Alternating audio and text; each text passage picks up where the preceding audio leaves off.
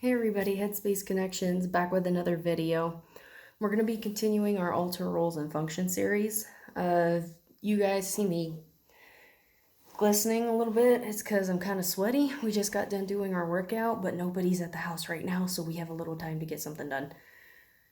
Now, this altar that we're going to be talking about has a little bit of controversy tied to it. It's demonic altars.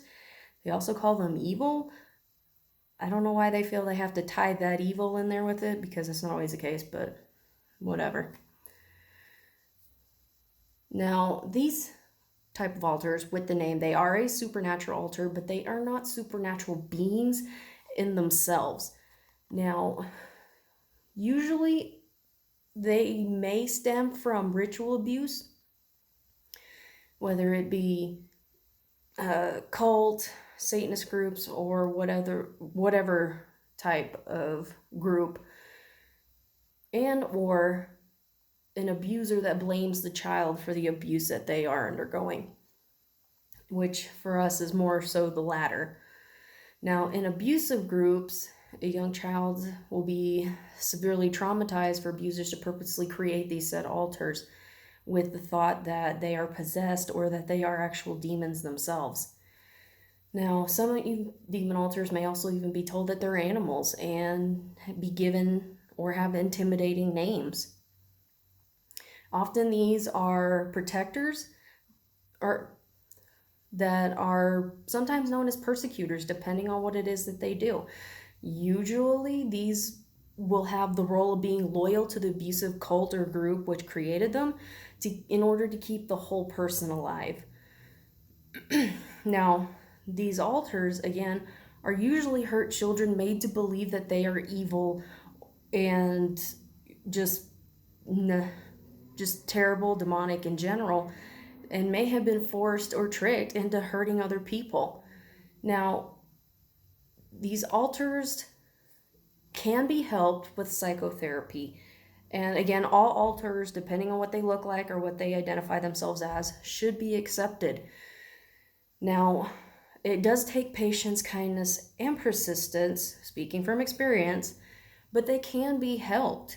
And sometimes even the first part in that is helping them find another name and getting them the help they need once that person is safe from the said abusers that made them in the first place.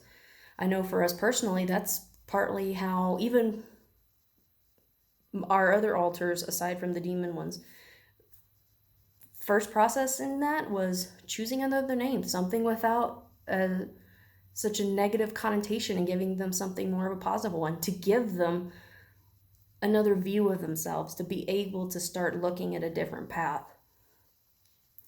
Now, I do want to emphasize that, as mentioned earlier, these are not actual supernatural beings. So trying to banish them using exorcism, using so-called deliverance, will not be permanent. And not only that, can be harmful and cause prolonged internal war in the system and prevent healing. Not only that, it can even be lethal, depending if the person experiences severe seizures tied with those said altars.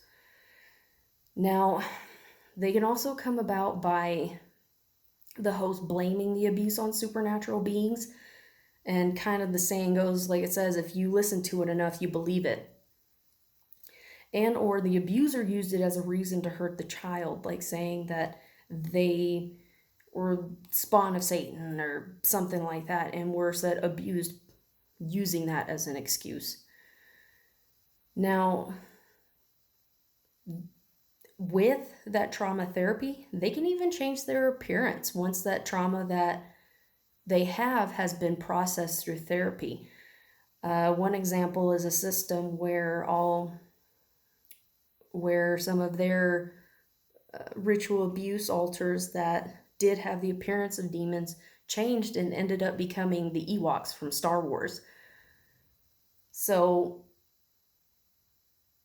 they can change, they can be helped. It's just a matter of being able to get them the help they need, and being persistent and not judgmental enough to actually do it. I know for us personally that helped us tremendously is getting rid of those judgments, because when we actually found out and realized that we were a system, how much we were actually hurting ourselves with that idea and that thought of possession and things like that. So if you are a system and have a history of that, you may also have these alters. But like I said, every alter is important and they all should be accepted, and they all can get help no matter what background they have. And that basically covers this one. I will emphasize that demon demonic altars are in the DSM-5 description for DID, so they are valid. So if people tell you that you're not valid because you have them, they can look it up themselves. That is the end for this video. So whatever part of the world you're from, day or night, we hope you have a good one, and we'll see you next time. Bye.